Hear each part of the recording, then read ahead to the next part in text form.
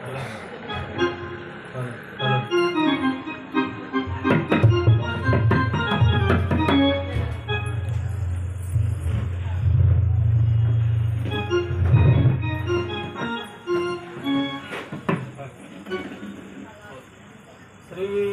सच्चिदानंद सद्गुरु साईनाथ महाराज की श्री सच्चिदानंद सद्गुरु हरिवेल मंगम सहित भरद्वाज महाराज की जय।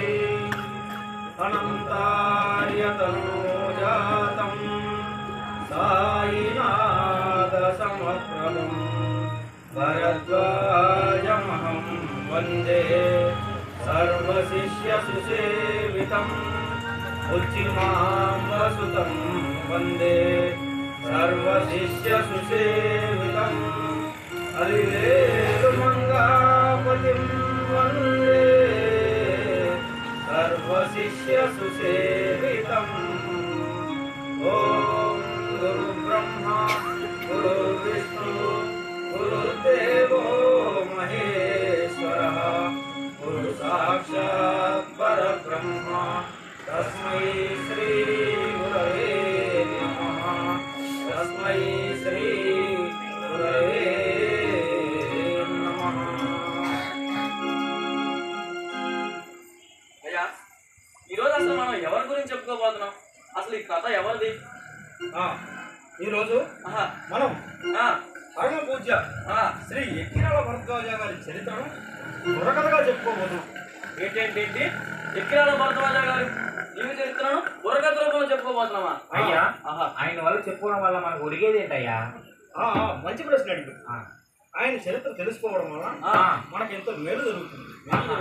ఎందుకంటే భరద్వాజ గారు సాయినాథుల వారికి ప్రియశిష్యులు. నిరంతరం సాయి స్మరణలో జీవిస్తున్న గొప్ప అవధూత మన భరద్వాజ గారు. ఆయన గురించి తెలుసుకోవడం వల్ల మనకి మన కుటుంబానికి ఎంతో మేలు జరుగుతుంది. అయితే ఇక కథ ప్రారంభిద్దామా?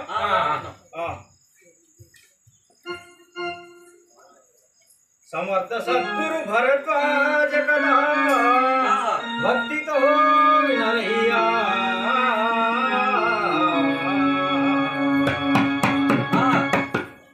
సమర్థ సద్గురు భరద్వాజ కదా భక్తితో వినరయ్యా.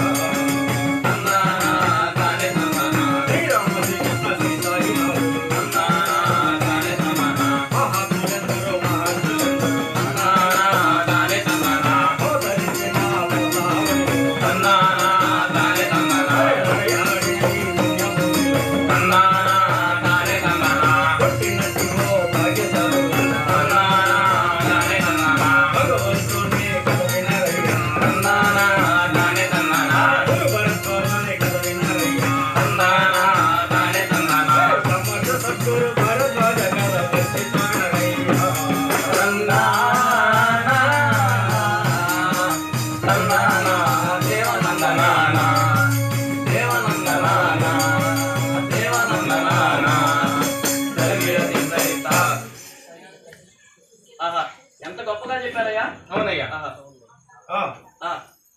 భగవంతుని అవతారంలో కంటికల్లా శ్రీ దత్తాత్రేయ స్వామి అవతారం ఎంత విశిష్టమైన అవతారం. కోరిన కోరికలు ఈడేర్చడమే కాక తనను చేరిన భక్తులకు భక్తి జ్ఞాన వైరాగ్యాలను మోక్షాన్ని ప్రసాదించే సద్గురుడు దత్తాత్రేయుడు. ఆ స్వామి శ్రీపాద వల్లభునిగా, నరసింహ సరస్వతిగా, మాణిక్య బ్రహ్మములుగా, స్వామి సమర్థులుగా, శ్రీ షిరిడి సాయినాథులుగా అవతరించారు. ఇటీవల మన భరద్వాజ గురుదేవుల రూపంలో అవనిపై అవతరించారు.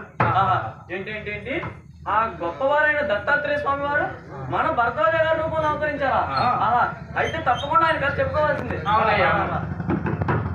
శ్రీ అనంతాచార్యుడు శ్రీమతి లక్ష్మి అనే నాలుగో కుమారుడిగా జన్మించారు మన భరద్వాజ గారు. అంటే భరద్వాజ గారి కంటే ముందు ఇంకా అందరూ ఉండాలన్నమాట. మరి ఆ పుణ్య దంపతులు కూడా గొప్ప దైవ భక్తులై ఉంటారు కదా. మన శ్రీ అనంతాచార్య వారు ఎంత గొప్పవారంటే చెప్తాను వినండి. చెప్పండి అయ్యా. వేద వేదాంగ పారంగతుడు సూర్యోపాసకుడు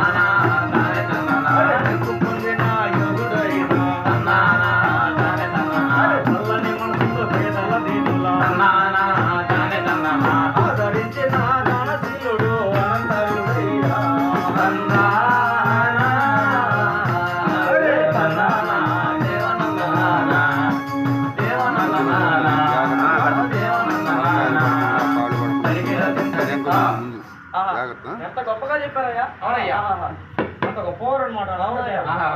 అంతేకాదు మన అనంతాచార్య వారు ఉన్నత విద్యావంతులు. ఆనాడు ఆయుర్వేదము మొదలైన భారతీయ విజ్ఞానంపై ఎన్నో పరిశోధనలు చేసి ఆయన ఆంగ్లంలో రాసిన పాఠ్య గ్రంథాలను విదేశాలలోని విశ్వవిద్యాలయాల్లో పాఠ్య గ్రంథాలుగా స్వీకరించారు. ఏంటి ఆయన రాసిన పుస్తకాలు విదేశాల్లో వాళ్ళ పుస్తకాలుగా రచించారా?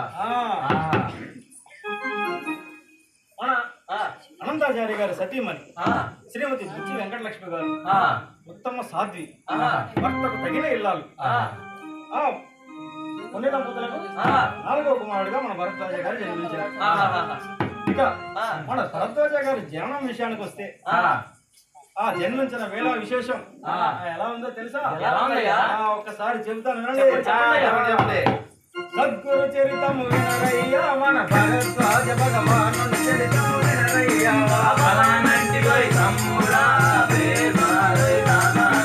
సద్గురు చరితము వినరయ్యా, మన భరద్వాజ భగవానుడి చరితము వినరయ్యా.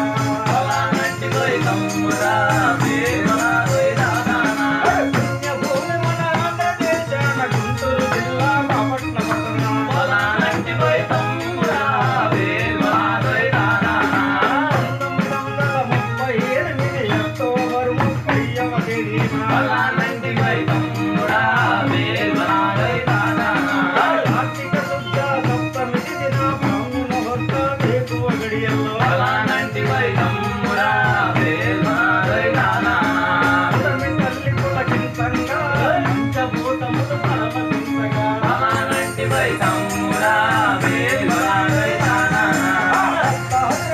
భరద్వాజుడిగా అవతరించిరయ్యా.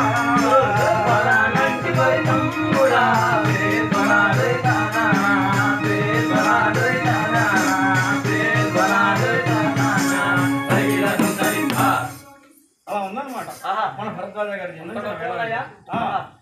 అనంతాచార్య గారు ఆనాడు ఆయుర్వేద దర్శిని అనే గ్రంథం రచిస్తున్నారు.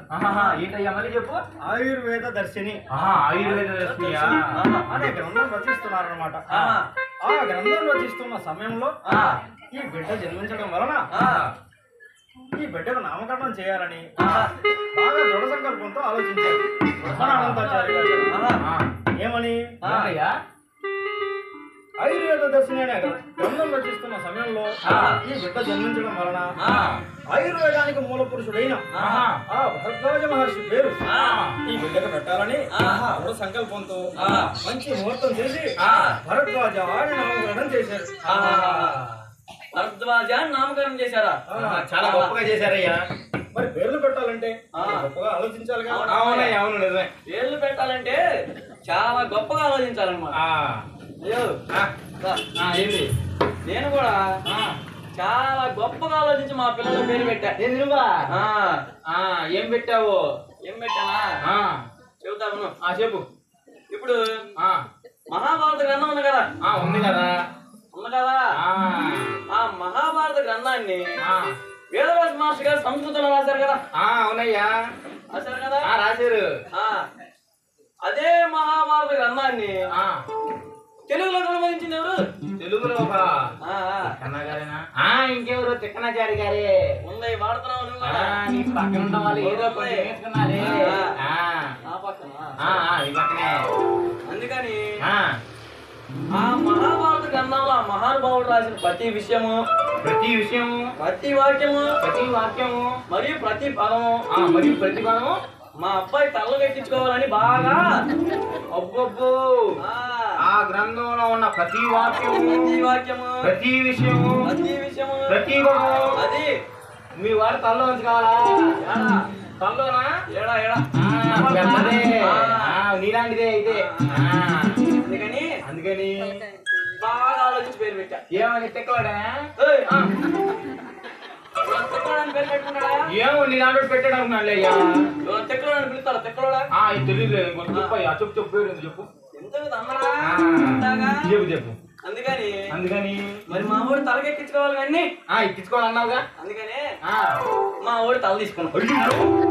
తల తీసి పాడు పని నిప్పుడా నీకు లేదు, తప్పు అర్థం చేసుకున్నావు. లేదు తల అంటే ఎడదా తీసేసాడు తీసుకున్నాం కాదు తల అనే పదం తీసుకున్నాను పదం తీసుకున్నావా ఇంకేం మొదటి పని చేసావు ఉన్నాలే మరి తిక్కనగర్ రాజారుగా అనువాదించారుగా తిక్కనగర్ నేనే చెప్పింది నేనే నువ్వేగా నేనే అందుకని తిక్క అనే పదం తీసుకున్నా తీసేసుకున్నావు తిక్కని పదం వాటికి పదం తీసుకున్నావా తీసుకుని ఏం చేసా తలగా మా అబ్బాయి ఉంది కదా ఆడి తిక్క తీసుకున్నాగా తీసుకున్నావు కదా ఈ రెండింటి జోడించి మా అబ్బాయి పేరు పెట్టా ఏమని చెప్పు జాగ్రత్తగా బాగుంటుంది తల తిక్క చారి మళ్ళీ చెప్పు తిక్క తల తిక్క చారి అని పేరు పెట్టా తల తల తల మళ్ళీ చెప్పు తిక్కడా పాడదు తిక్కడు మళ్ళీ చెప్పు తల తిక్క చారి తల తిక్కాచారా తల తిక్కాచారని పెడతారా ఏమంటారా వైభవంగా అది గొప్పగా అద్భుతంగా పెట్టామన్నా పేర్లు పెట్టాలంటే నాలాంటి అవునయ్యో నీలాగంటే ఆలోచించాలి ఎవరి వల్ల కాదు కేవలం నీ వల్లే అది అది పక్కన పెడితే ఇక మా అమ్మాయి విషయానికి వస్తే అబ్బో నీకు అమ్మాయి కూడా ఉందా అమ్మాయి ఏం పేరు పెట్టావులని ఏం పెట్టా నేను గాడిని సాగుతుండేవాడిని పిల్లలతో పాట పిల్లలతో పాటు గాడిని ఎట్లా అవుతారు ఏమన్నా సాగే ఉండాలి ఆ గాడిని ఊరు పంపుతూ బరువులు మోపించి బాడుగులు పంపి కొంచెం డబ్బు సంపాదించా అబ్బా చూస్తే నాకు అవుతుందిగా అదేనయ్యా పంపించామన్నా అర్థమైంది కొద్దిగా డబ్బు సంపాదించా చివరికి బాగా బరువులు మోసి ప్రాణాలు విడిచి చచ్చిపోయి అయ్యో తిండేం పేరు చంపేస్తాడు ముత్తుడా కనీసం దాన్ని తిన్నాను ఏమన్నా పెట్టావా గిడ్డమ్మా పెద్ద వయసు అయిపోయి చచ్చిపోయింది అయ్యా అందుకని ఆ గాడి యొక్క కృతజ్ఞతతో పెట్టా పేరు మా అమ్మాయికి గాడికి కృతజ్ఞత కృతజ్ఞతతో అమ్మాయి పేరు ఆలోచిస్తే నీలాగా ఆలోచించాలన్నావుగా అంతే అర్థమైంది గాడికి కృతజ్ఞత ఏమని పెట్టావు అనవే ఏమని పెట్టావు చెబుతాయినా చెప్పు ఇప్పుడు మళ్ళీ సంస్కృతంలోకి వెళ్దాం వెళ్దాం గాడిని సంస్కృతంలో ఏమంటారు ఏమో నేను చదువుకోలేదు అంత లేదు అబ్బే చూతాయినా గాడిని సంస్కృతంలో గార్ధము అంటారు కదా గార్ధము అంటారా ఇప్పుడే గార్ధము అంటారు ఆ గార్ధము నుండి గార్ధబా తీసుకున్నా గార్ధబా తీసేసుకున్నా పదం మట్టికే తీసుకున్నా మరి ఆ గాడి నాకు డబ్బు సంపాదించి పెట్టిందిగా పైగా లక్ష్మీదేవి పైగా ఆడపిల్ల గార్ధముంది లక్ష్మి తీసుకున్నా లక్ష్మి తీసుకున్నావు ఆ రెండు కలిపి మళ్ళీ పేరు పెట్టేసా ఏమని గాడిదనే గాడిదని పేరు పెడతానన్నా ఏమని పెట్టావు ఆడుతున్నా కదా అనుకుంటావు ఎందుకు అర్థం అయిపోతావు ఊరికే ఏదో నీ పక్కన ఉన్నా కదా కొంచెం అవుదామని ఆ రెండు కలిపి మా అమ్మాయి పేరు పెట్టి ఏమని గార్ధబ లక్ష్మి గాడిద లక్ష్మి గార్ధబ లక్ష్మి అయ్యా గాడిద గిడిది గాడిద లక్ష్మి అరే గార్ధబ లక్ష్మి ఇంకోసారి చెప్పు గార్ధబ లక్ష్మి అయ్యా గార్ధబ లక్ష్మి ఇంకొక చండాలమైన పేరు పెట్టేది అద్భుత ఇందాక దాని ఇది ఇంకా గొప్పగా ఉంది అంటున్నా పేర్లు పెట్టాలంటే ఆలోచించి ఎవరి వల్ల కాదు నీ వల్లే అంతే పేర్లు మన భరద్వాజ గారి విషయంలో మీరు చెప్పండి అంత గొప్ప భరద్వాజ అని నామకరణం చేశారు ఇక బుచ్చిబాలుడికి మన బుచ్చమ్మ గారు పాల పోసి ఉయ్యల్లో వేసి పుచ్చుతూ ఉండేవారు ఎలా పాడేవారయ్యా పాడే విధానం కూడా ఒక్కసారి చెప్తాను చెప్పండి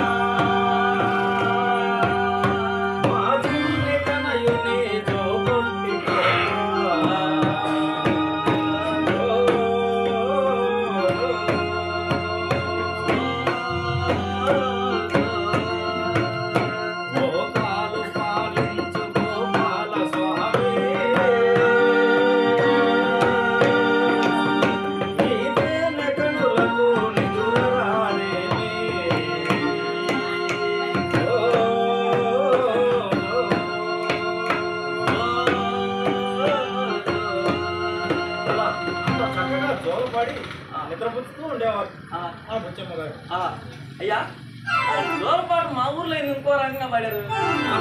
జోలపాట మీ ఊర్లో వేరే విధంగా పాడారా? ఒక్కసారి అది కూడా వినిపించాయా? పాడమంటారా? పాడు. పాడు. తప్పకొండకి వాసాలు లేవు బాబులే, మీ తాత మోదీ మీసాలు లేవు. ఏమంటున్నావయ్యా? మా తాత మూతికి వేసాలు లేవా? నువ్వు ఎప్పుడైనా చూసావా? ఈ బోర్డు ఉండే ఇవాళ ఉంటాయా? వెనక్కి తీసుకున్నావు జల్ల వేసుకునేవాడేంది? ఏమంటున్నా పెద్దవాళ్ళు పట్టుకుని కాపండి ఇక చాలే. మీరు చెప్పండి. అలా జోలపాడుతూ నిద్రపుచ్చుతూ ఉండేవారు. ఎలా పాడారయ్యా? ఇక పాడుకో, నాకేం నిద్ర వస్తుందంటే అక్కడున్న భరద్వాజ గారికి ఎలా ఉంటుందో. ఇక ఆ బుజ్జిపోరండి బంధువులు అన్నదమ్ములు అంతా ఎత్తుకొని ముద్దాడుతూ ఉండగా అలా ఇల్లంతా కలగలాడుతూ ఉంది. ఇక అలా చూస్తేనే మన భరద్వాజ గారికి 3 ఏళ్ల వయసు వచ్చేసింది. 3 ఏళ్ల వయసు?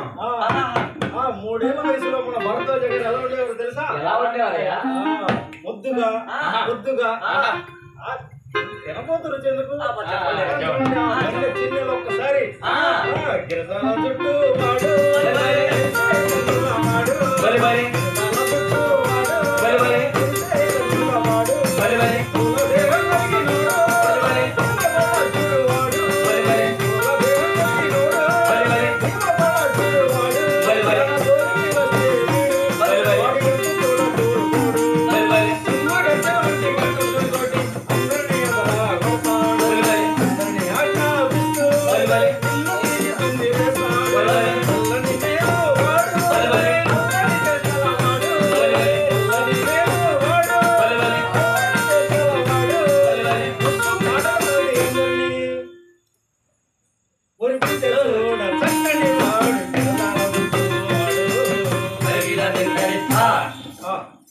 ఎంత గొప్పగా ఉన్నారయ్యా?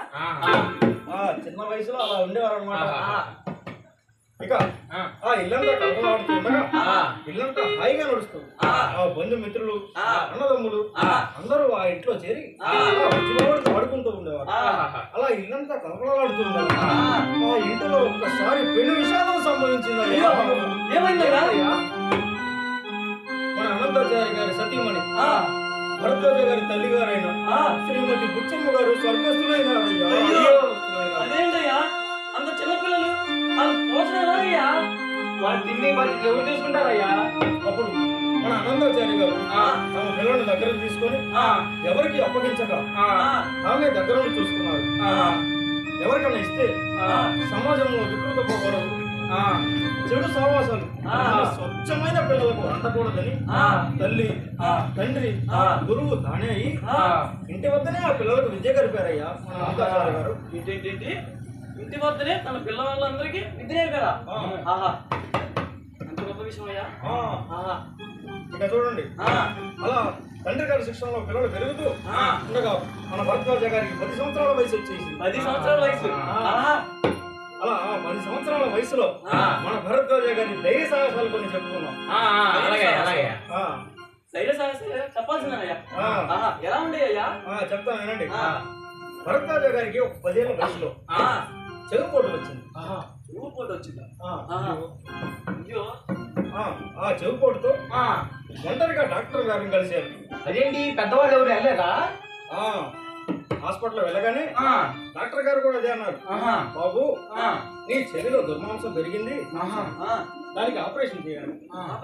నీవు వెంటనే వెళ్ళి పెద్దవాళ్ళని తీసుకుని రా, పెద్దవాళ్ళని తీసుకొస్తే ఆపరేషన్ చేద్దాం అన్నారు. ఇక మన భరద్వాజ గారు చూడండి, డాక్టర్ గారు నాకు ఎటువంటి పెద్దవారు అవసరం లేదు, మీరు చికిత్స ప్రారంభించండి, నేను కూర్చుంటాను, చేయండి. డాక్టర్ గారు చికిత్స ప్రారంభించారు. భరద్వాజ గారు డాక్టర్ గారు నాకు మొత్తం ఇవ్వకపోయినా పర్వాలేదు, మీరు చికిత్స చేయండి అని కూర్చున్నారు. ఇక చూడండి డాక్టర్ గారు నివ్వెరపోయి ఎలాగో ఆ చికిత్స చేసి ఆ చెవిలో మందు వేసి దూరి పెట్టి పంపించారు. ఎంత ధైర్య సాహసం అయ్యా. నేనైతే చిన్న ఇంజక్షన్ కూడా హాస్పిటల్ నుంచి పరిగెత్తేవాన్నయ్యా. అయితే చిన్న ఇంజక్షన్, నేనైతే మంచానికి దొరుకుతుంది జ్వరం ఒకటే సరి కాదు. అది జ్వరం చదివి రావడానికి ఎవరండి? మీరు కాదు, మన భరద్వాజ గారు. అలా చికిత్స చేసుకొని తండ్రి గారి వద్దకు వెళ్ళారు. తండ్రి గారి వద్దకు వెళ్ళి, నాన్నగారు నాకు ఇలా చెవిపోటు వచ్చింది, నేను డాక్టర్ గారి దగ్గరికి వెళ్ళి చికిత్స చేయించుకొని వచ్చామని చెప్పారు. తండ్రి ఆశ్చర్యపోయి, భరద్వాజ ఒక్కడే వెళ్ళావా, చికిత్స చేయించుకొని వచ్చావా అని ఆశ్చర్యపోయి, బలా భరద్వాజ అందరూ నీలా ఉండాలి అని పొగిడారు అనమాట. అట్లా అక్కడ భరద్వాజ గారి ధైర్యం ఇంకెవరికి ఉంటుందండి? అవునండి. ఇక మళ్ళా అదే వయసులో జరిగిన ఇంకో సంఘటన వింటే మీరు ఇంకా ఆశ్చర్యపోతారు. ఇంకో సంగతి కూడా ఉందా? అదే చెప్పండి అయ్యా కొంచెం. చెప్తాను. అనంతాచార్య గారు వైద్యుని కనుక తమ శరీరంలో వస్తున్న మార్పులు గ్రహించి తమకు కొద్ది గంటలలో పక్షవాతం రాబోతుందని గుర్తించారు మన అనంతాచార్య. అయ్యో, పక్షవాతమా? కొన్ని గంటల్లో పక్షవాతం రాబోతుందా? మన పిల్లల పరిస్థితి ఏంటయ్యా? వాళ్ళన్నీ కాదు లేరు, మన పిల్లలు ఎలా అయ్యా? ఇక అప్పుడు అనంతాచార్య గారు తమ పిల్లలను పిలిచి తమ పిల్లలను దగ్గరకు తీసుకొని, పిల్లలు మీరు కంగారు పడకండి, నాకు మరికొద్ది సేపట్లో పక్షవాతం రాబోతుంది అని ఆ పిల్లలకు చెప్పేశారు. ఇక చూడండి, ఆ లేత పిల్లలు తండ్రి పాదాలపై పడి బోరున ఏడుస్తూ నాన్నగారు అంటూ ఏడుస్తూ ఉన్నారు. అప్పుడు అనంతాచార్య గారు పిల్లలు ఏడవకండి అని చెప్పారు. అయినా కానీ ఆ పిల్లలు అవుతారా?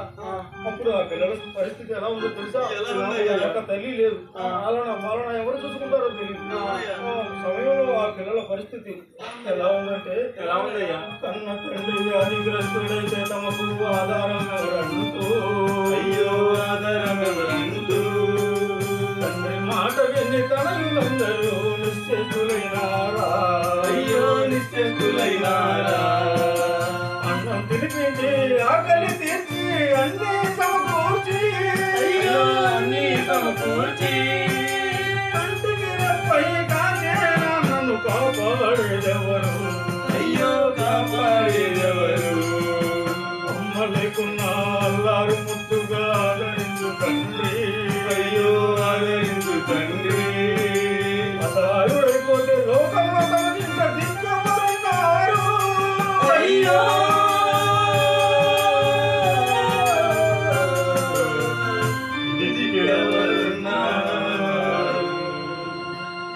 అంటూ ఘోరంగా ఏడుస్తూ ఉన్నారు ఆ పిల్లలు.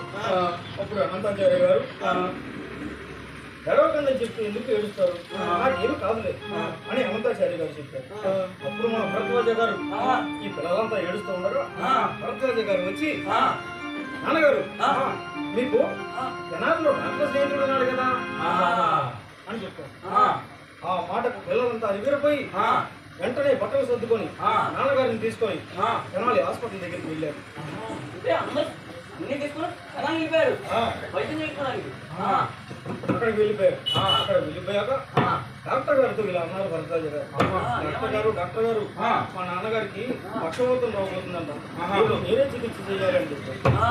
అప్పుడు అనంతాచార్య గారు చూసిన డాక్టర్ గారు, అయ్యో అనంతాచార్య గారు మీకు నేను వైద్యం చేయడం, అయ్యో మిమ్మల్ని ఈ పరిస్థితిలో అసలు చూడలేకున్నాను నేను అన్నారు. అప్పుడు అనంతాచార్య గారు అన్నారు, డాక్టర్ గారు మీరు నాకు ఎటువంటి వైద్యం చేయనక్కర్లేదు, మీరు నా పిల్లలకు తోడుగా ఉండండి, నాకు ఒక గది ఇవ్వండి, నేను ఆ గదిలో ఉంటాను, ఆ గదిలో ఉండి నాకు నేనే చికిత్స చేసుకుంటాను అని డాక్టర్ గారితో చెప్తాను. నాకు నేనే చికిత్స చేసుకొని బయటకు వస్తానన్నారు. అనంతాచార్యులు గారు ఒంటరిగా తనకి తానే వైద్యం చేసుకుంటారా? ఎంత గొప్ప విషయం. అలా చికిత్స చేసుకుంటూ కొద్ది రోజుల్లోనే ఆరోగ్యవంతులై బయటకు వచ్చారు మన అనంతాచార్య. ఎంత తొందరగా అంత త్వరలోనే వైద్యం చేసుకొని బయటకు వచ్చారా? ఎంత గొప్ప విషయమయ్యా. అవునయ్యా. ఇదంతా ఎవరి వల్ల? మన భరద్వాజ గారి వల్లే, సమయస్ఫూర్తి వల్ల. అదయ్యా సమయస్ఫూర్తి వల్లే కదా. అయ్యా సమయస్ఫూర్తి అంటే గుర్తుకొచ్చింది. ఏంటో నీకు చెబుదాం అనుకుంటా. అయ్యో మళ్ళీ మొదలెట్టు. ఏంటో ఏం చెప్పయ్యా, నా పాత్ర ఎక్కువ లేదని చెప్పు. గుర్తొచ్చింది. ఏమని చెబుతా విను. చిన్న చిన్న సమస్యలకు సాధారణంగా ఎవరైనా పరిష్కరించగలరు. ఎవరైనా చేయగలయ్యా, నేనైనా చేయగలను. నువ్వు కూడా. కానీ పెద్ద పెద్ద సమస్యలు అందరి వల్ల కాదు. ఎవరి వల్ల కాదయ్యా. అంటే ఏంటి? నువ్వు చేస్తావా పెద్ద పెద్ద సమస్యలకు? అదే. చిటికలో ఎంత పెద్ద సమస్య అయినా చిటికలో పరిష్కరించగలం. అలా పరిష్కరించిన సమస్య చెప్పయ్యా. చెప్పాల్సిందే. చెప్పాలయ్యా. అడిగావుగా. సాధారణంగా పెద్ద పెద్ద నగరాలలో పెద్ద పెద్ద సిటీల్లో బాగా ఇబ్బంది పెడుతున్న సమస్య ఏంది?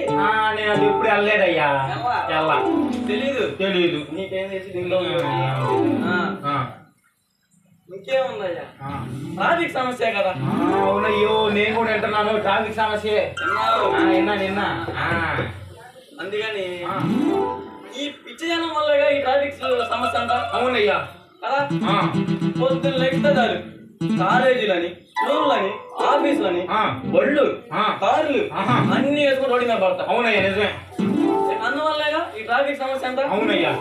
అందుకని ఈ సమస్యను తీయడం ఎవరి వల్ల కాదా? ఎవరి వల్ల కాలా. ఓ రోజు ట్రాఫిక్ కానిస్టేబుల్ నా దగ్గరికి వచ్చి అడిగాడు. మీ దగ్గరగా? అబ్బో, ఏమని అడిగాడు? ఈ ట్రాఫిక్ సమస్యను మేము కంట్రోల్ చేయలేకపోతున్నాం. ఏంది కంట్రోల్ చేయలేకపోతున్నాం, నీ దగ్గర చిన్న ఉపాయం ఉంటే చెప్పండి. అబ్బో, మీ దగ్గరే? అయ్యా తొందర చెప్పండి అయ్యా. చెప్పు. ఇక ఆలోచించా ఒక్క క్షణం ఆలోచించా, వచ్చేసింది. నేను చెప్పాను అనుకో, నీకు వచ్చేది ఒకటి రెండు.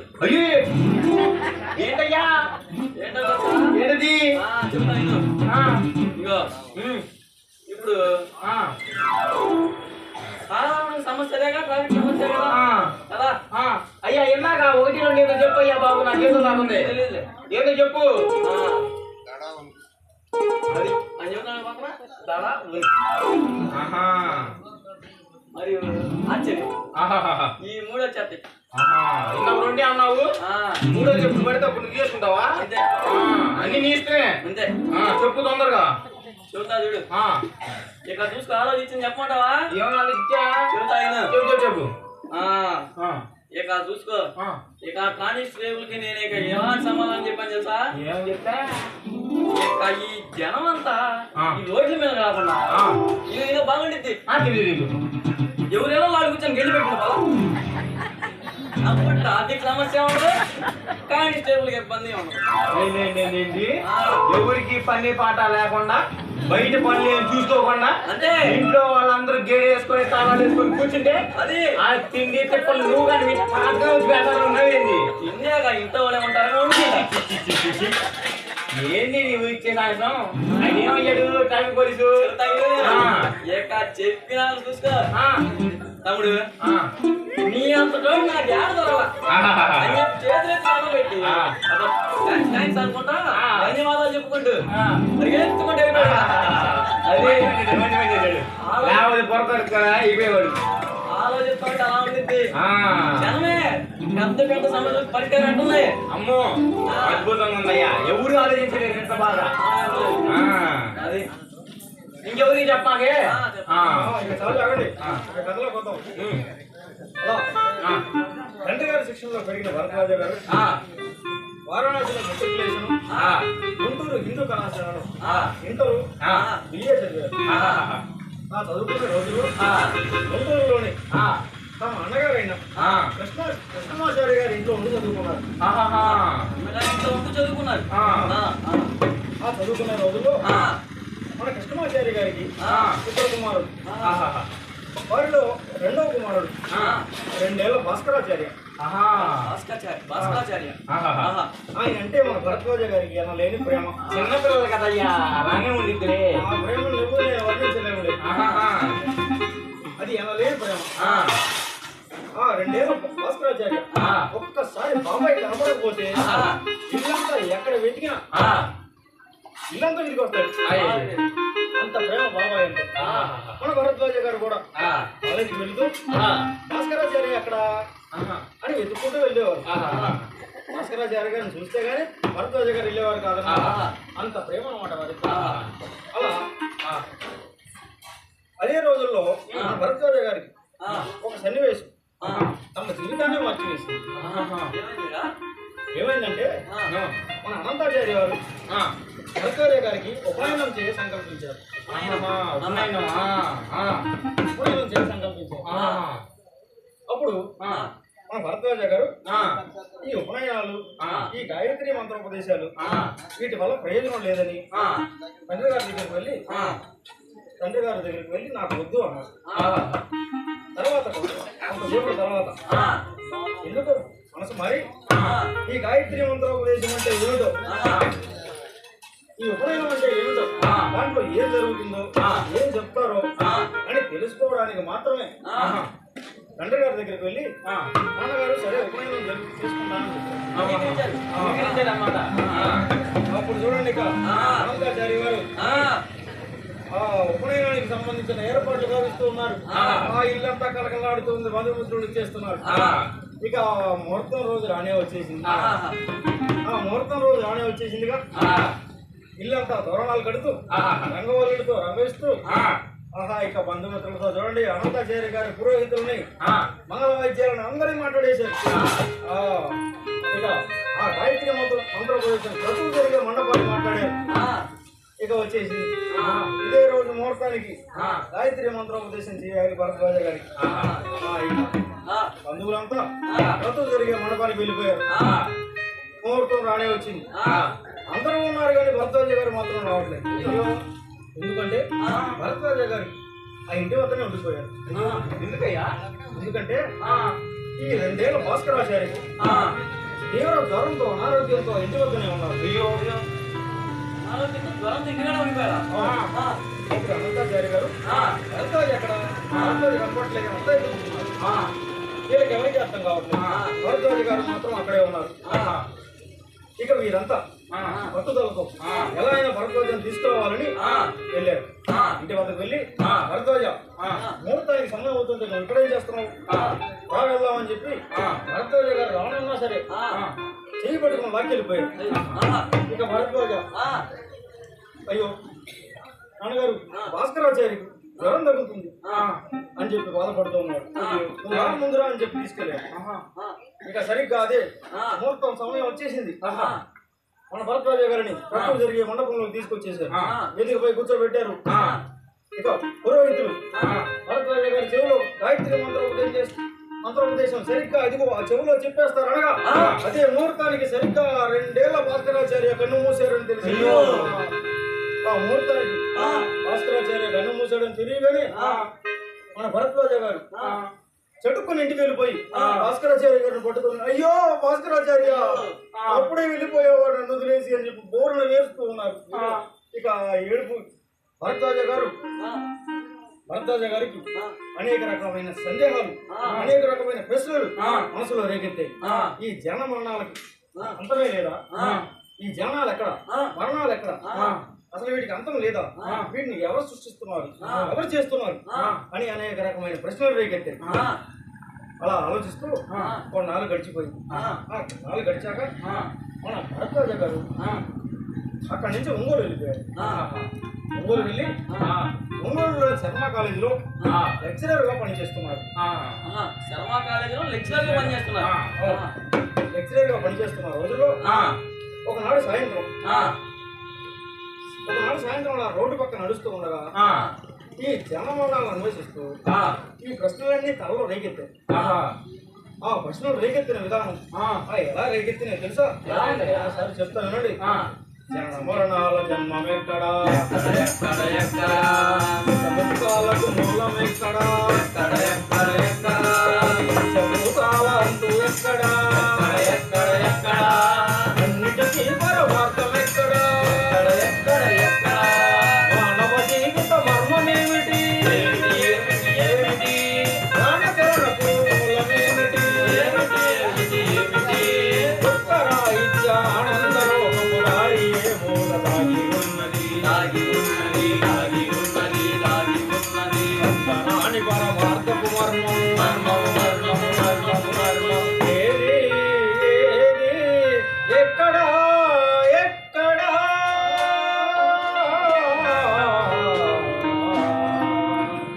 అంటూ అలా ఆలోచిస్తూ నడుస్తూ ఉన్నారు భరద్వాజ గారు. ఇంతలో ఆ ఆ సందేహాల కొండలు చీల్చుకుంటూ తనలో పెద్ద శబ్దం. ఆ శబ్దానికి దిక్కులు గదిలను ప్రకృతి గదులను చీకటి చీకటి తొలగిపోయెను. తొలగించుచు వెలిగెను ఒక్కటి పరమార్థ రహస్యం.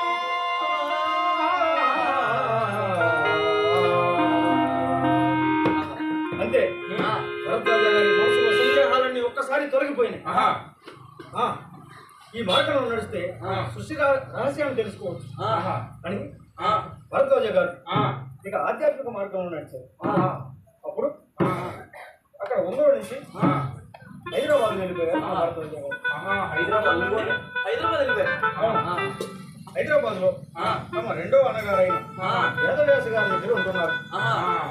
వేదవ్యాస గారి దగ్గర ఉంటున్నారు. అలా వేదవ్యాస గారి దగ్గర ఉంటూ ఒక రోజు మాట్లాడుకుంటూ మాటలో వేదవ్యాస గారు మన భరద్వాజ గారిని, భరద్వాజ నీకు సామర్థ్యం ఉంటే ఐఏఎస్ సాధించి చూపించు చూద్దాం. అంత పెద్ద కోర్సు కదండి, అందరి వల్ల కాదు. అందరి వల్ల కాదులే. ఇక మన భరద్వాజ గారు ఊరుకుంటారా? అదేముందిలే అన్నయ్య, అదే ఉందిలే అని మాటలు చెప్పడం కాదు, చేసి చూపించాలి అన్నారు. ఇక చూడండి, మన భరద్వాజ గారు సాధన ప్రారంభించారు. 2 నెలల్లో ఐఏఎస్ సాధించి చూపించారు. 2 నెలలు ఐఏఎస్ సాధించి చూపించారా? ఇక్కడ అన్ని చదివిన వాళ్ళే పీక్కుంటున్నాం, ఏ ఉద్యోగాలు దొరక. 2 నెలల్లో ఐఏఎస్ సంపాదించారా? ఎంత గొప్ప విషయం అయ్యా. అది సాధ్యం కాదు. భరద్వాజ గారు ఇక ఐఏఎస్ సాధించారుగా. ప్రభుత్వం వారు భరద్వాజ గారికి లేఖ పంపించారు. భరద్వాజ గారు మీరు పదవి చేపట్టాలి అని లేఖ పంపించారు. ఇక చూడండి, ఇల్లంతా ఆనందంతో ఉద్యోగం వచ్చిన సందర్భంలో అందరూ ఆనందంగా ఉన్నారు. ఇక దుస్తులు అన్ని సర్దేసుకున్నారు భరద్వాజ గారు. సర్దుకొని రెడీ అయ్యారు. బయలుదేరే సమయానికి అన్నగారి దగ్గరికి వచ్చి, అన్నయ్య నేను ఈ పదవి చేపట్టాలి అన్నారు. అదేంటయ్యా, కష్టపడి 2 నెలల్లో సంపాదించారు కదా. నేనైతే 10వ తరగతి 10 సార్లు ఫెయిల్ అయ్యా, ఇప్పటికీ పాస్ కాదు, నాకు తెలుసు. అబ్బో, నువ్వెంత చదువుకున్నావు? 7వ తరగతి 7 సార్లు. ఇక వేదవ్యాస గారు పదవి చేపట్టినట్టేంటి అన్నారు. ఇక భరద్వాజ గారు అన్నారు, అన్నయ్య నాకు ఈ పదవి చేపట్టడం, ఇలాంటి బాధ్యతలు నాకు నచ్చవు. నాకు ప్రజలను సన్మార్గంలో నడపాలని, వారందరినీ ఆధ్యాత్మిక మార్గంలో నడిపించాలని నాకు చాలా ఇష్టం అన్నారు. అందుకని ఉపాధ్యాయ పదవిని ఎంచుకున్నారు భరద్వాజ గారు. ఉపాధ్యాయ పదవిని ఎంచుకున్నారా? ఉపాధ్యాయ పదవిని ఎంచుకొని ఈ ప్రజలందరినీ, విద్యార్థులను అందరినీ సన్మార్గంలో నడపాలని, ఆధ్యాత్మిక మార్గం నడిపించాలని ఉపాధ్యాయ పదవి తీసుకున్నారు. ఆ రోజుల్లో మన భరద్వాజ గారు అన్నగారైన వేదవ్యాస గారితో కృతయుగ అనే ఆధ్యాత్మిక పత్రిక ఏంటయ్యా, మళ్ళీ చెప్పు. కృతయుగ అనే ఆధ్యాత్మిక పత్రిక నడిపించారు. అలా నడిపిస్తున్న రోజుల్లో అక్కడ దగ్గరలో ఉన్న పాపికొండల్లో అప్పుడప్పుడు అలా ధ్యానం చేసుకొని వస్తూ ఉండేవారు భరద్వాజ గారు. నేను కూడా ఒకసారి పెద్ద అడవిలోకి వెళ్ళా. ఎందుకు? చూసొద్దామని చాలా లోపలికి వెళ్ళా. లోపలికి వెళ్ళా? లోపలికి వెళ్ళా. చీకటి అనమాట, ఒకటే చీకటి, ఏం కనపడతలా. వెళ్ళా, ఎంత శబ్దం, సింహం గాండిస్తున్న శబ్దం. ఏమనయ్యా? ఏమన్నా మే అంది. మే అంది. ఇక అక్కడ ఉంటే ఒట్టు ఇంటికి పరుగు. ఏంది పులి మే అందా? మే అంది. అది పులి కాదయ్యా, మేకలు తీసుకుపోయిపడ్డా. చిచి, చూసానయ్యా. ఏదో చూసింది. ఆయన ధైర్యం ఎలా ఉందో. అవునయ్యా, చాలా గొప్పదయ్యా. అంతే అలా వెళ్ళి వస్తుండేవారు భరద్వాజ గారు. ఆ రోజుల్లో ఆ. ఒక సన్నివేశం ఆ. భరద్వాజ గారి జీవితాన్ని మలుపు తిప్పేసింది. ఏంటిదయ్యా అది? అది? చెప్తాను వినండి, ఆ, తొందరపడకండి. ఆ, మన భరద్వాజ గారికి ఆ, పాపాల మీద అంత నమ్మకం ఉండేది కాదు. ఆ, ఆ. వేదవ్యాస గారు ఆ, తరచూ షిరిడి వెళ్ళి ఆ, ఆ సాయినాథుల వారిని దర్శించుకొని వస్తూ ఉండేవారు. ఆ. ఒక రోజు ఆ, వేదవ్యాస గారు భరద్వాజ గారిని అడిగారు, ఆ, భరద్వాజ ఆ, ఒకసారి షిరిడి వెళ్ళొద్దాం, వస్తావా అన్నారు. ఆ, షిరిడియా? ఆ, నాకు అంత నమ్మకం ఉండదు బాబాల మీద, నీకు తెలుసు కదా అన్నయ్య, మళ్ళీ అడుగుతున్నాను ఎందుకు అన్నారు. ఆ, ఇక నువ్వు అక్కడికి వచ్చి ఏం చేయొద్దులే, ఆ, నువ్వు అక్కడికి వచ్చి ఏం చేయకపోయినా పర్లేదు, నువ్వు నాకు తోడుగా మాత్రం రా, ఆ, తోడుగా రమ్మని పిలిచారా? ఆ, తోడుగా మాత్రమే షిరిడి వస్తానని అన్నగారితో బయలుదేరారు. ఆహాహా, సరే అన్నయ్య, ఆ, వెళ్దాం, ఆ, నేను మాత్రం అక్కడికి వచ్చి ఏమి చేయను, ఆహా, నీకు ముందే చెప్తున్నా ఆ, అని చెప్పారు. ఆ, ఇక షిరిడి బయలుదేరారు. ఆ, సాయంత్రానికి షిరిడి చేరుకున్నారు. ఆ, రూముకు వెళ్ళి ఆ. విశ్రాంతి తీసుకొని ఆ, ఇక ఉమ్, సమాధి మందిరం దగ్గరికి వెళ్తున్నారు. ఆహా, సమాధి మందిరం. ఆ. మందిరం బాబా వారిని దర్శించుకోవడానికి వెళ్తున్నారు. ఆ, ఆ సమయంలో ఆ, 6 గంటలకు ఆ. ఆ, అడిగా. సాయం సంధ్య హారతి ఇస్తున్నారు. ఆహా, ఆర్తి జరుగుతుంది. ఆ, ఆహా. హారతి జరిగే సమయంలో వెళ్ళారు. ఆహా. అప్పుడు ఆ, భరద్వాజ గారు వేదవ్యాస గారితో ఇలా అన్నారు, ఏమనయ్యా? అన్నయ్య ఆ, ఏంటి ఇంత జనాలు ఇలా వస్తున్నారు, ఆ, ఇక్కడ ఏంటి అన్నారు. ఆ, ఆ మాట ఈ మాట మాట్లాడుకుంటూ ముందుకెళ్ళారు. ఆ, సమాధి మందిరంలో ప్రవేశించగా ఆ, భరద్వాజ గారికి ఆ, ఆ ఎదురుగా ఒక అరుగు కనిపించింది. ఆహా, అడుగువా? భరద్వాజ గారు ఆ. వేదవ్యాస గారితో అడిగారు, ఆహా. అన్నయ్య ఆ, అక్కడ అరుగు ఉంది ఏమిటి, ఆ అరుగుకి మీరందరూ ధూపాలు వేస్తున్నారు, పూలు పెడుతున్నారు, ఆ, అసలు ఇది ఏంటిది, ఈ అరుగు ఏంటి అన్నారు. ఆహా, అప్పుడు వేదవ్యాస గారు అన్నారు, ఆ, భరద్వాజ ఆ, అది అరుగు కాదు, ఆ. సాక్షాత్తు సాయినాథుల వారి సమాధి. సాయినాథ వారి సమాధి. బాబావారిని దీంట్లోనే ఉంచారు ఆ. అన్నారు. ఆ. ఇక అప్పుడు భరద్వాజ గారు చూడండి, ఆ, ఏమిటి ఆ. ఇది సమాధి ఆ, అంటే ఏనాడో పరమపదించిన ఆ శరీరాన్ని తీసుకొచ్చి దీంట్లో పెట్టారా, ఆ, అందుకే ఇది వాసన రాకుండా ఈ ప్రజలందరూ దానికి ధూపాలు వేస్తున్నారా, ఆ, అరే రే రే రే చీ చీ చీ అనుకుని ఆ, బాబా భరద్వాజ గారికి ఆ, ఎగట వేసి ఆ, తిప్పేసినట్లయి వెనక్కి వెళ్ళి ఆ. రూమ్లోకి వెళ్ళి పడుకున్నారు. ఆ. భోజనం కూడా చేయలేదు, ఆ. అలాగే పడుకున్నారు. ఆ, ఇక పొద్దున్నే ఆ, అల్పాహారానికని ఆ, సమాధి మందిరం మీదుగా వెళ్ళాలి, మద్రాసు హోటల్. ఆహా, అలా వెళ్ళాలి కదా, ఆ, భరద్వాజ గారు రెడీ అయ్యి వస్తున్నారు. ఆ, సమాధి మందిరం మీదుగా వెళ్ళాలి కదా ఆ, మద్రాసు హోటల్కి. ఆ. మద్రాసు హోటల్కి వెళ్ళమనిసి ఆ, సమాధి మందిరాన్ని దాటుకొని అలా వెళ్ళారు. ఆహా, ఎందుకు భరద్వాజ గారి మనసులో ఆ, ఒకసారి ఆ సమాధి మందిరంలో ఉన్న ఆ విగ్రహాన్ని ఆ, ఒక్కసారి చూడాలనిపించి ఆ, మరలా వెనక్కి వచ్చారు. ఆహా, ఆ. మళ్ళీ వెనకొచ్చారు. ఆ. వెనక్కి వచ్చి ఆ, చిన్నగా సమాధి మందిరంలోకి వెళ్ళారు. ఆ. ఆహా, సమాధి మందిరంలోకి వెళ్ళి ఆ, ఆ సమాధిపై ఉన్న పాలరాజు విగ్రహం కళలో ఉమ్. ఒక్కసారి చూశారు. ఆహా. అంతే ఆ. భరద్వాజ గారి మనసు ఆ, ఎలా అయిందంటే, ఆ. ఆ, సృష్టి మొత్తం ఇక్కడే నడుస్తుందా, ఆ. అసలు ఈ కళలో ఇది వచ్చి తేజస్సుంది, ఆ, ఆహా ఆ. సర్వం ఈయనే, ఆ. ఆ, ఏమిటిది, ఆ. విశ్వ చైతన్య రూపం, ఆహా, ఆహా, మూర్తి విభజించిన తేజస్వరూపం, ఆహా. సర్వం ఇక్కడి నుంచే నడుస్తుంది, ఆహా. ఆహా, ఆ. ఏమిటిది ఆ, అనుకొని ఆ. అట్లా కనీసం ఒక 6 గంటల సేపు ఆ. అలాగే నుంచొని ఆ. ఆ సమాధి మాధుర్యాన్ని అనుభవిస్తూ ఉన్నారు భరద్వాజ గారు. ఆహా. అలాంటి సమాధి స్థితిని పొందారనమాట. ఆహా. అప్పుడు ఆ, అంతసేపు కూడా ఆ.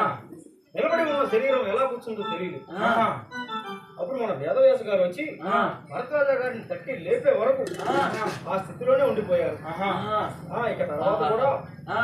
అలాంటి ఆ స్థితిలోనే ఉండిపోయారు మన భరద్వాజ గారు. ఆహా, అయితే అప్పుడు ఆ. అక్కడికి వచ్చి ఆ, ఇలా అంటున్నారు, ఆ. షిరిడిలో సమాధి మందిరం మీద ఉన్న పాలరాతి విగ్రహం ఆ. కాదు కాదు, ఆ. అది పాలరాతి విగ్రహం కానే కాదు, ఆ, సజీవ మూర్తి, ఆహా. విశ్వ చైతన్య మూర్తి, ఆ. సర్వము తానే ఆ కళలో గోచరిస్తుంది.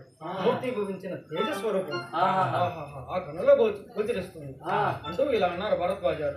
ఏమన్నారంటే సర్వము తానే పరమాత్ముడు ఆయన అఖండ కోటి బ్రహ్మాండ నాయకుడు దిగంతాల కావల వెలిగే దేవుడు శ్రీ సాయి.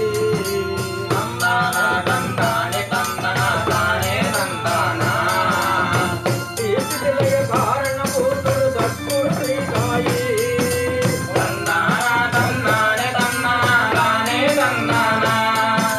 పంచభూతములు నడిపించే పరమాత్ముడు శ్రీ సాయి.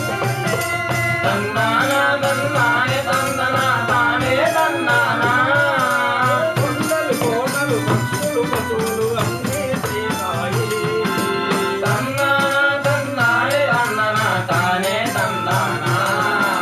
సూర్యచంద్రుడు నక్షత్రములు తానే శ్రీ సాయి.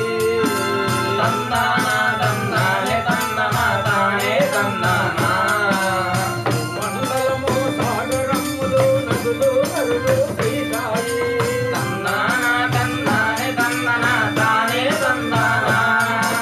అన్నీ తానై అన్యత తానై వెలిగే తేజ సాయి.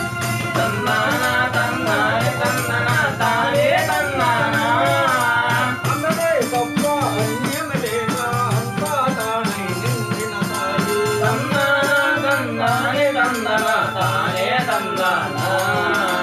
వెలుపల లోపల నాలో నిండిన అనువనువు శ్రీ సాయి.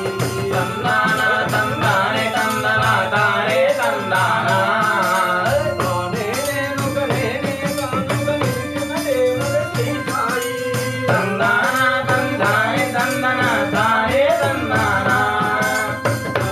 సాయి అన్నిట సాయి ఆనందలోకమే సాయి.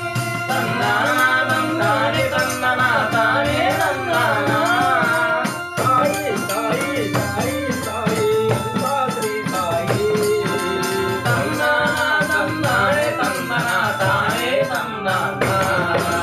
హరే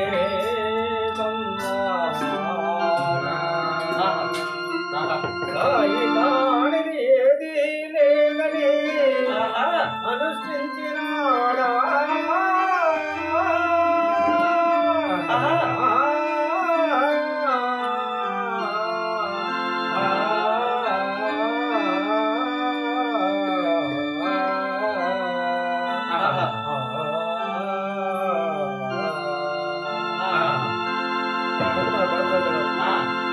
ఇక షిరిడి నుంచి వెళ్ళిపోయారు. షిరిడి నుంచి ఇంటికి వెళ్ళి అక్కడ కూడా ఆ అనుభూతిని భరద్వాజ మాస్టర్ గారు అనుభవిస్తూ ఉన్నారు. ఆ దివ్యానుభూతిని ప్రసాదించిన సాయినాథుడు వారికి నమస్కారం చేసుకుంటూ భరద్వాజ గారికి మనసులో ఒక సందేహం కలిగింది. ఏమనంటే అసలు సాయినాథుడు వారు నన్ను శిష్యులుగా అంగీకరించారా లేదా అని ఒక సందేహం కలిగింది. అప్పుడు భరద్వాజ గారికి సమాధి చెందిన మహాత్ములు ఎంత అనుభూతిని ఇచ్చారంటే ఇక సజీవంగా ఉన్న మహాత్ముల దర్శనం ఎంత దివ్యానుభూతిని అనుభవిస్తుందో అని భరద్వాజ గారు ఇలా అనుకున్నారు. చెప్పాను కదా నన్ను శిష్యునిగా అంగీకరించారో లేదో అనుకోవడానికి. అప్పుడు మన భరద్వాజ గారు కొందరు మహాత్ములు దర్శించారు. మహాత్ములు దర్శించి శ్రీ గురుచరిత్ర పారాయణ చేశారు భరద్వాజ గారు. బాబా వారు నన్ను శిష్యునిగా అంగీకరించారో లేదో అన్న సందర్భంతో ఈ గురుచరిత్ర పారాయణ చేశారు భరద్వాజ గారు. ఈ పారాయణ చేస్తుండగా పారాయణ ఆఖరి రోజున భరద్వాజ గారికి స్వప్న దర్శనం ఇచ్చి బాబావారు దొరకలేదని బాధపడతావు ఎందుకు అని నేనున్నానుగా అని తలా వీపు నిమురుతూ ముమ్మారు పలికారు. సాయిబాబా వారు స్వప్నంలో కనపడి ఉమ్మారు పలికారా? ఇక మన భరద్వాజ గారికి గురువు విషయంలో సందేహం తొలగిపోయింది. సాయినాథుడు వారు నన్ను శిష్యునిగా అంగీకరించేశారు అనుకున్నారు. అప్పుడు కొందరు మహాత్ములు దర్శిస్తూ ఉన్నారు. అంత దివ్యానుభూతిని పొందారు కదా మన భరద్వాజ గారు. చెప్పండి. దివ్యానుభూతి అంటే గుర్తుకొచ్చింది. నాకు కూడా ఒక అనుభూతి కలిగింది. అబ్బో నీకు కూడానా?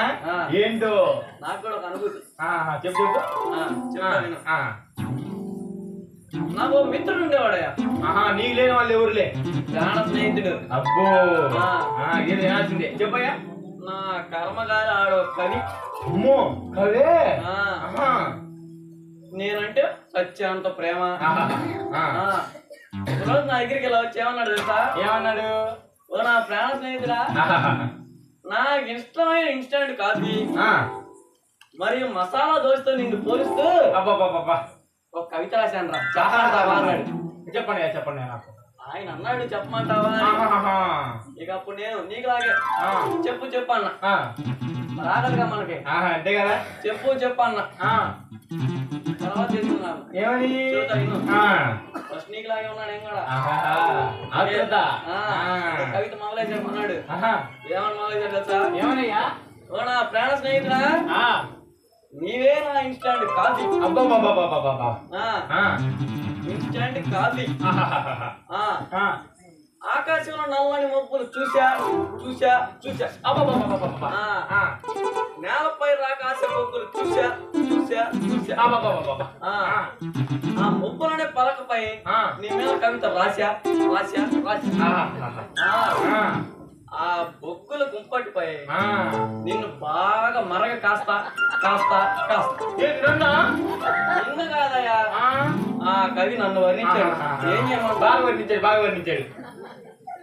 నానంట మనసులో పెట్టుకుని ఇప్పుడు అంటున్నావు. మనసులో పెట్టుకున్నావు. చెప్పయ్యా చెప్పయ్యా. ఇంకో విధంగా ఎట్లా వర్ణించాడు తెలుసా? ఇంకో విధంగా కూడా. ఇంకో విధంగా చెప్పయ్యా చెప్పయ్యా. ఓ నా ప్రాణ స్నేహితుడా, నీవే నా మసాలా దోశ. అబ్బబ్బబ్బబ్బబ్బ మసాలా దోశ. మసాలా దోశ మసాలా దోశ. నిన్ను ఉల్లిపాయ పచ్చిమిర్చి అల్లం ఆ మూడింటిని ఆ పిండిలో వేసి నిన్ను కొలుస్తూ ఆ ఎర్రటి పెనం మీద నిన్ను బాగా కట్టుకోసి ఎర్ర కాలుస్తా. ఎర్ర కాలుస్తా. నిన్ను కాదయ్యా, ఆ కవి నా మీద. అబ్బా ఎర్ర కాలుస్తారా?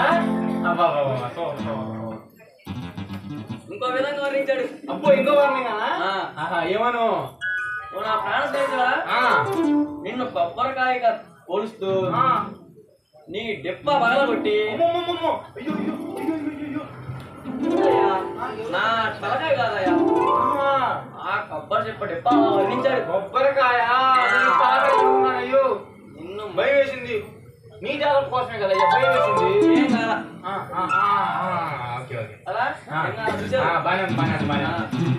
నిన్ను మొక్కలు కోసి బాగా మొక్కలు కోసి బాగా దంచుతా. ఎందుకు నువ్వు మాత్రం పడిపోతున్నా? నీకు సాయం చేద్దాం దంచడంలో లేవులే. బాగా దంచి నిన్ను బాగా తాలింపేసి కొబ్బరి చట్నీలా చేసి నా మసాలా దోశకి వేసుకొని ఆరగిస్తా ఆరగిస్తా ఆరగిస్తా. ఆయన ఏమన్నాడు తెలుసా? ఏమన్నాడు?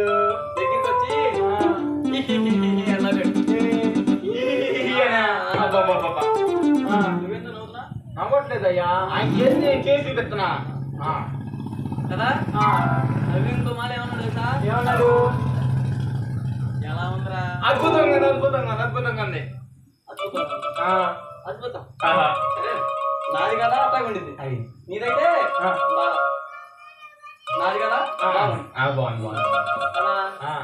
ఇక అప్పుడు నా పరిస్థితి చూసుకో ఎలా ఉంది అనగానే లోపల ఏడుస్తూ బయటికి బాగుందిరా అన్న. లేదనుకో నిజంగా నా తలకాయ పాలు కొట్టేస్తాడు. అయ్యో నాన్న ఎర్ర గాలి చేస్తాడు. ఎవడు తెలుసు?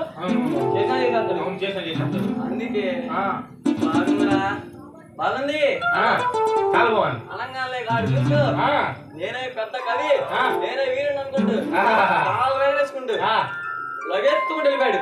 తెలిసి ఇంకో మాట అన్నాడు. ఏమన్నా తెలుసా? నా ప్రాణ స్నేహితుడా, ఈసారి వస్తా మళ్ళీ నీ మీద కవిత చెప్పాలి ఉన్నావుగా నువ్వు చెబుతాగా. ఇంకప్పుడు చూసుకో నా పరిస్థితి. ఇక పొరుపు మీద పడి ఒక్క బార్లో పడి ఒకటే ఏడుపు ఒకటే కేకలు ఇక చూసుకో ఎప్పుడైతే ఆ కవిత నోటి నుంచి అన్నాను నిద్ర పడితే ఉంటానుకో అర్ధరాత్రి మెలుగు వస్తుంది లేచి కూర్చున్నా నాలో నేను తిరుగుతున్నా అటు ఇటు తిరుగుతున్నా అయ్యో కల్లోనయ్యా ఏమని నన్ను నిజంగా నాడు పగల కొడుతున్నట్టు వాడు నన్ను నిజంగానే మరగలుగుతున్నట్టు నాకిక ఒకటే అదే ఇక నాకు అయ్యో ఇక మా ఇంట్లో వాళ్ళకి అనుమానం ఏమని వీడికి ఏంది అయింది అమ్మో రేత్రి లేచి పట్టింది ఇదే ఇక చూసుకో అట్లా రాశాడు ఆ బ్రహ్మాండమైన కవి అది రేపు కవి అంటున్నాడు అద్భుతంగా అన్నాడు మళ్ళీ అయ్యో కాదేదే బాగా చెప్పలేదు అంటున్నా అంటావు అంటావు అంటావు బాగా అంటావు అది కవిలు అంటే అంటుంటారు అనమాట చాలా బాగుంది ఈ లాంటి కవి అసలు ఎక్కడ ఉండకూడదు నామే కవిత రాస్తాడు అది ఏమంటున్నావు బాగా చెప్పాడు కవంటే ఇంకా నాకు చెప్పాలి మరి చెబుతా సరే ఇక ఈ మాట చెప్పండి కథలో కొడతాం ఇక మన భరద్వాజ గారు ఆ ఆనందాన్ని పొందారు కదా ఆ ఆనందాన్ని ప్రతి ఒక్కరూ అనుభవించాలని ప్రతి ఒక్కరిని సాయి పాదాల చెంత చేర్చాలని ఆ దృఢ సంకల్పంతో నిద్రాహారాలు మాని కృషి చేస్తూ ఉన్నారు మన భరద్వాజ గారు. అలా చేస్తూ కొందరు మహాత్ములను కూడా దర్శిస్తూ ఉన్నారు. మహాత్ముల ఎవరెవరయ్యా? మన శ్రీరామ స్వామి, రంగన్న బాబు, మాణిక్య ప్రభువులు, ఇలా జిల్లాల మూడి అమ్మ ఇలాంటి వారి దగ్గరికి వెళ్తూ ఉన్నారు. వెళ్ళి ఈ ఆనందాన్ని ప్రతి ఒక్కరికి పంచాలని, ప్రతి ఒక్కరిని సాయి పాదాలను చేర్చాలని ఈ దృఢ సంకల్పంతో ఉన్నారన్నమాట మన భరద్వాజ గారు. ఇలా ఉంటూ మన భరద్వాజ గారికి జిల్లాలమూడి అమ్మవారికి అనలేని ప్రేమ. భరద్వాజ గారిని మన అమ్మగారు ఏమని పిలిచేవారు తెలుసా? ఏమని? నైష్టిక బ్రహ్మచారి అంటే ఏంటో అసలైన బ్రాహ్మణుడు అనేవారు. అసలైన బ్రాహ్మణుడు అనేవారా? ఇలా మహాత్ముల దర్శనం స్వీకరిస్తూ పొందుతూ మన భరద్వాజ గారు కొంతకాలం తర్వాత విద్యానగర్ వెళ్ళిపోయారు. విద్యానగర్ వెళ్ళిపోయి అక్కడ కళాశాలలో లెక్చరర్ గా పనిచేస్తున్నారు. అక్కడ పనిచేస్తున్న రోజుల్లో ఆ విద్యార్థులను, తోటి ఉపాధ్యాయులను ఇలాగే ముక్తి మార్గంలో నడపాలని, సాయి గురించి తెలపాలని ఎంతో కృషి చేస్తూ పాఠాలతో పాటు ఈ ఆధ్యాత్మిక మాటలు కూడా చెప్తూ ఉన్నారు. అలా అందరినీ ఈ మంచి మార్గంలో నడుపుతూ ఉన్నారు.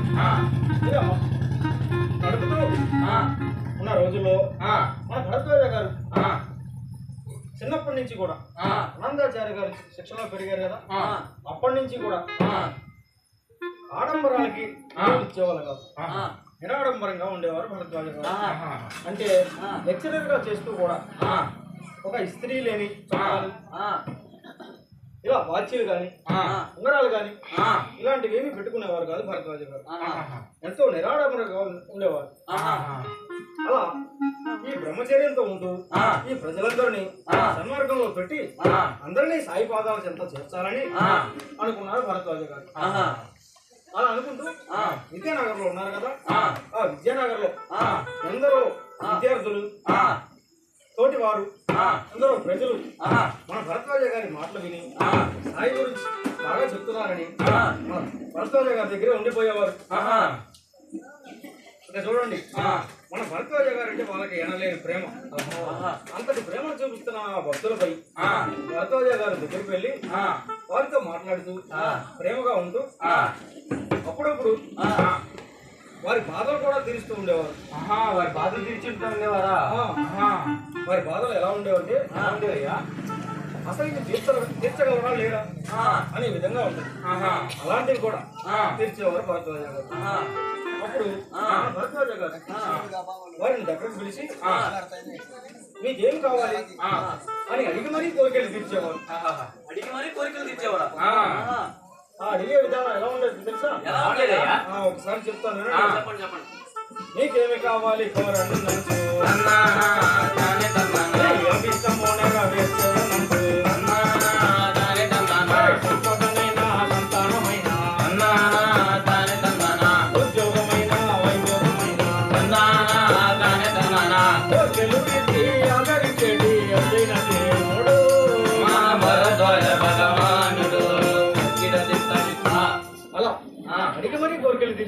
భరద్వాజ గారు. ఇక మన భరద్వాజ గారికి భరద్వాజ గారి దగ్గరికి ఎన్నో కలతలతో ఎన్నో బాధలతో భరద్వాజ గారి దగ్గరికి వచ్చి ఇలా వేడుకుంటూ ఉండేవారు. ఆ బాధలు ఎలా ఉండేవో తెలుసా? ఒకసారి చెప్తాను. కలతలతోటి కలహాలతోటి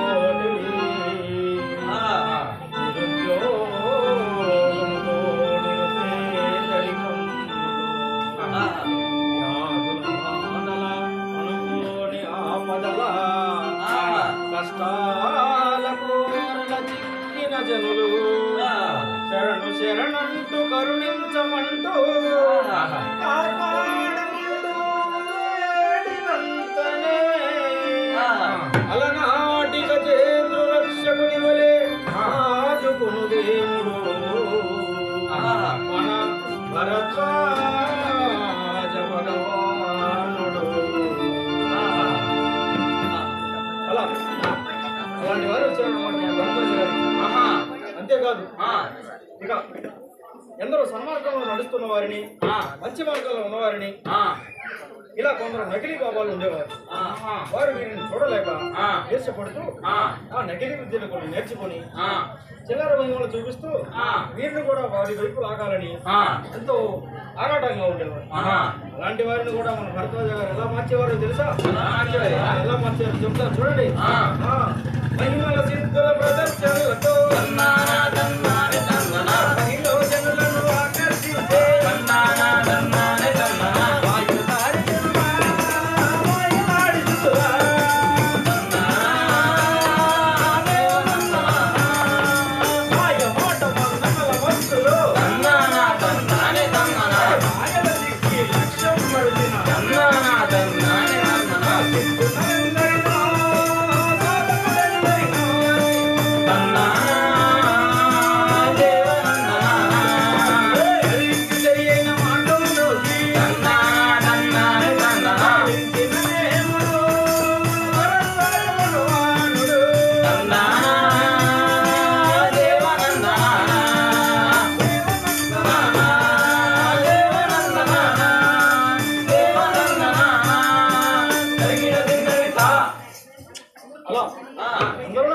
భరద్వాజ గారు.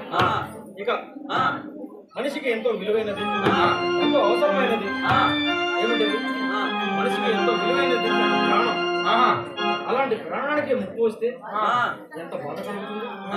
అలాంటి ప్రాణం మీదకి ఎన్నో వ్యాధులు వచ్చిన వారు అసలే మరి కొద్ది సేపట్లో మరణిస్తాడు అని డాక్టర్లు ధృవీకరించిన వారిని కూడా భరద్వాజ గారి దగ్గరికి తీసుకొస్తే ఆయన ఎలా కరుణించేవారు తెలుసా? ఆ కరుణించే విధానం ఆ భక్తులు ఎలా కోరుకునేవారు అది కూడా చెప్తారు. చెప్పండి ఆపదలు ఎలా ఉన్నాయో చూద్దాం. అతి భయంకరమౌ వ్యాధి తనపై దాడికి అయ్యో దాడికి ప్రియమైన ప్రాణం ప్రమాదంలో పడి దిక్కుదోచదాయే అయ్యో దిక్కుదోచదాయే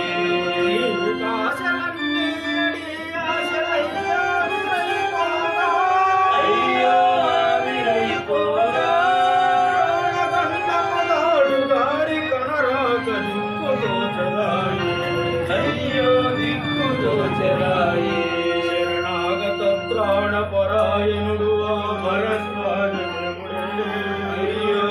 భరద్వాజుడే ఇంత దిక్కనుచు కన్నీటి ప్రార్థనకు శరణు వేడినాడా అయ్యో శరణు వేడినాడా రక్షకుడా భక్తాంగవుడా ఆదుకొనవయ్యా అయ్యో ఆదుకొనవయ్యా ఆది నివారించి ఆపదను వాపి ప్రాణదానము చేయుమా అయ్యో ప్రాణదానము చేయుమా కరుణించవయ్యా పాడవయ్యా శరణు వేడి తినయ్యా వ్యాధి నివారించి ఆపదను వాపి ప్రాణదానము చేయుమా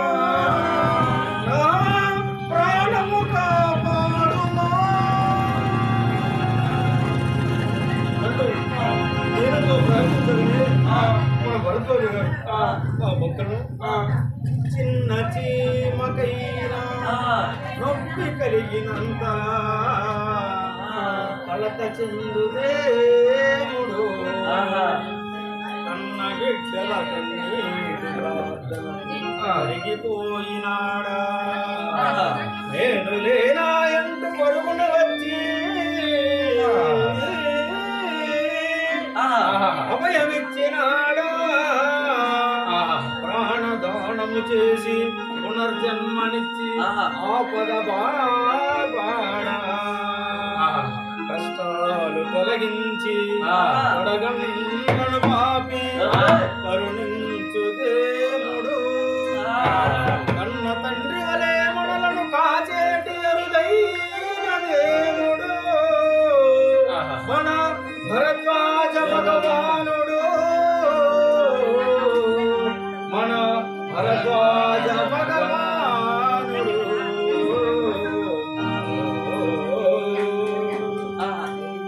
అలా వారి బాధలు కూడా అలా తీర్చేవారు అనమాట. ఇక ఈ ప్రజలంతా మన భరద్వాజ గారి దగ్గర ఉంటూ భరద్వాజ గారి నీడలో ఉన్నవారు ఎంతో గొప్ప దైవభక్తులుగా మారిపోయేవారు. మరి ఇంత మార్పు రావడానికి కారణం మన భరద్వాజ గారు కదా. మరి జనాల్లో అంత మార్పు వచ్చిందనమాట.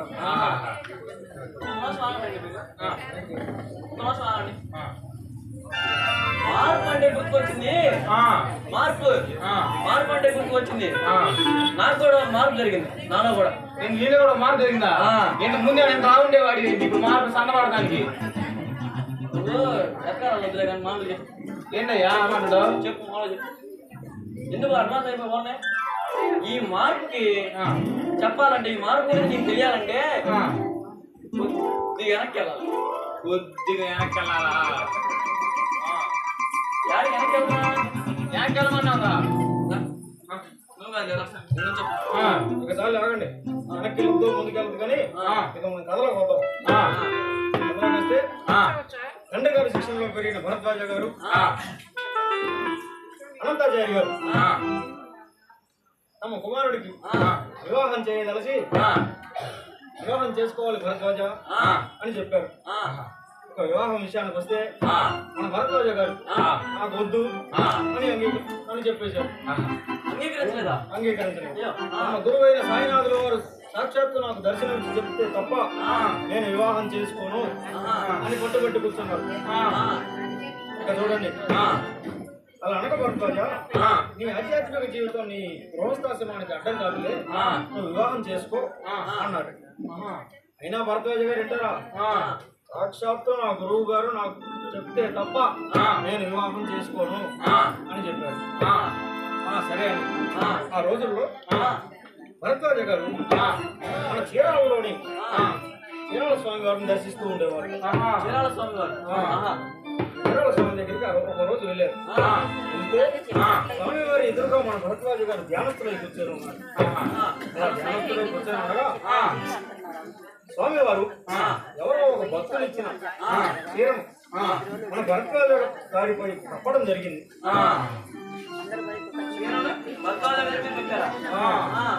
ఇక భరద్వాజ గారిపై చీర కప్పడం చూసి అక్కడ ఉన్న భక్తులు, వీరితో పాటు ఉన్న ప్రజలు భరద్వాజ గారితో ఇలా అన్నారు.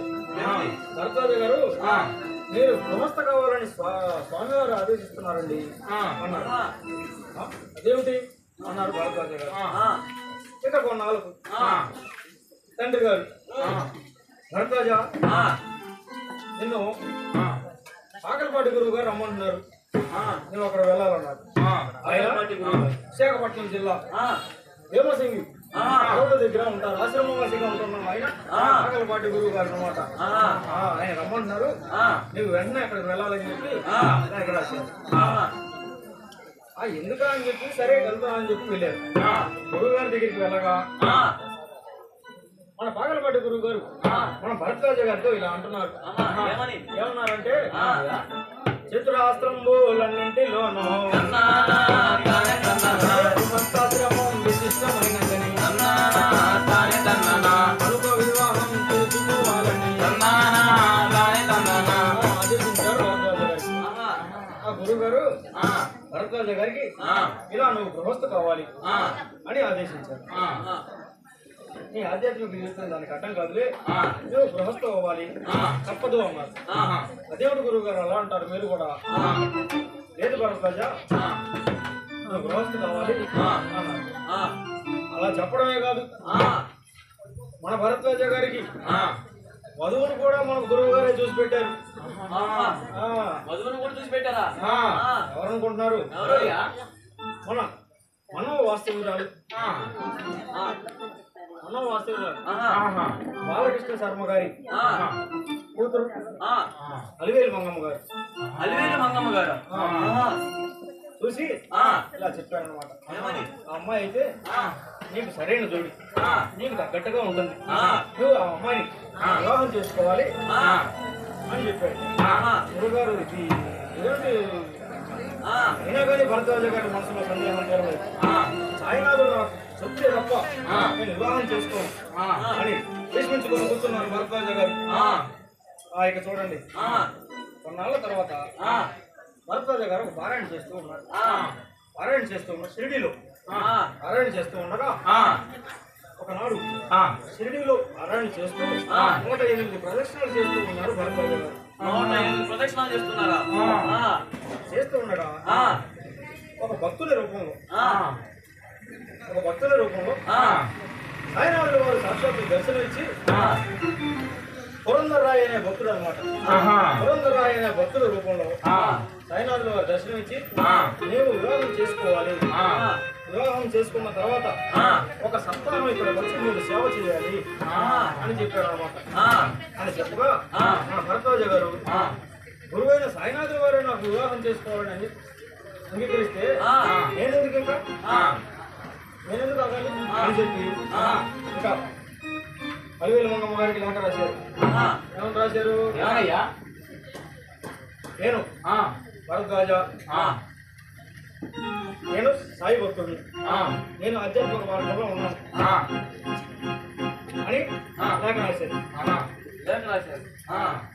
లేఖ రాసిన తర్వాత ఆయన ఎప్పుడు పిలిస్తే అప్పుడు వెళ్ళిపోతున్నాను కూడా రాశారు దాంట్లో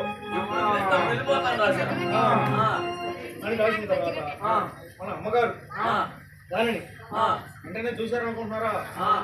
ఆ లేఖను పక్కన పెట్టి ఉన్నారన్నమాట. ఆమెకు కూడా గురువైన సాయినాథుల వారు సాక్షాత్ చెప్పాలి కదా. చెప్పినప్పుడు మాత్రమే నేను వివాహం చేసుకుంటాను, అప్పుడు చూద్దాంలే అని పక్కన పెట్టాను. ఆమె దేవగుడి అమ్మగారికి దగ్గర మంది ఎంతో సేవలు చేసి ఎన్నో మన్నలు పొందిన మహనీయులు. అలాంటి ఆమె ఒకరోజు ఆమె ఒక గుడిలో ఆమెకు స్వప్న దర్శనం వచ్చి ఆ స్వప్నంలో ఒక గుడిలో ఆంజనేయ స్వామి గారి గుడిలో ఆమె ప్రదక్షిణాలు చేస్తూ ఉంటే ఒక చెట్టు కింద కూర్చున్న ఒక మహనీయుడు ఆయన అలాగే చూస్తూ ఉన్నాడు. ఏమిటి అలా చూస్తున్నాడు అని చెప్పి ఆ ప్రదక్షిణాలు చేస్తూ ఉన్నారు. ఆమె దగ్గరికి పిలిచి వివాహ విషయంలో ఒక అన్నారు కొడతాడు, నీ పెళ్లి జరిపించేది నేనే కదా అన్నారు.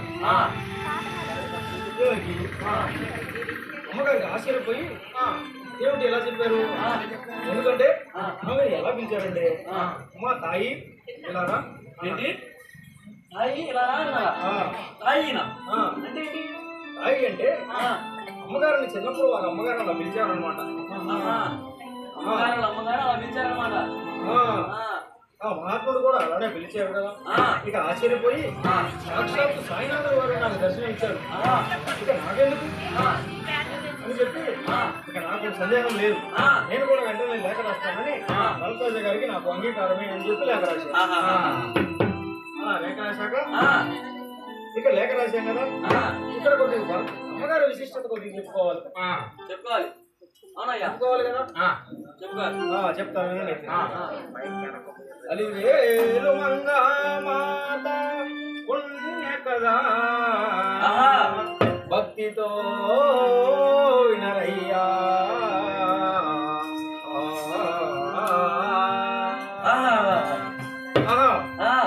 రంగనాయకి బాలకృష్ణుల పుత్రికగా జన్మించినట్టి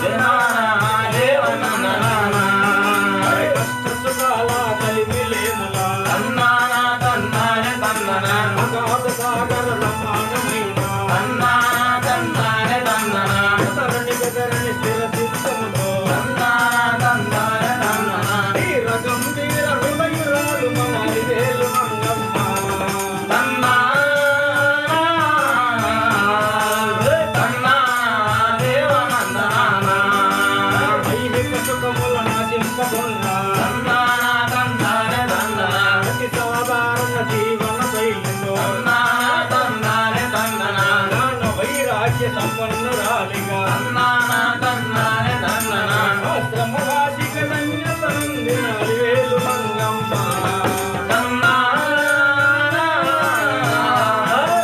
తందానా దేవనందనానా పూల పాటలను తనదిగా నిండి తందానా తందానే తందనా దాసులహీనుల పేదల సాగల తందానా తందానే తందనా అతి సాధారణ జీవన శైలితో తందానా తందానే తందనా లోకములో విఖ్యాతి గాంచిన అలివేలు మంగమ్మ తందానా తందానా దేవనందనానా భాషినిగా మృదు భాషినిగా తందానా తందానే తందనా మమతల మమతల సమదర్శినిగా తందానా తందానే తందనా అందరి హృదయాల ఆకర్షించిన తందానా తందానే తందనా సుందర దక్షిణ సంపన్నురాలు అలివేలు మంగమ్మ తందానా తందానా దేవనందనానా దేవనందనానా దేవనందనానా ఎరిగిరిందరిసా అంత గొప్పవారు అన్నమాట చాలా గొప్పవారు ఇక ఒకరు కూడా లేఖ రాశారుగా అసలుగా లేఖ రాశాక ఇక మన భరద్వాజ గారు తండ్రి గారి దగ్గరికి వెళ్ళి తండ్రి గారికి ఇలా చెప్పారు ఏమని?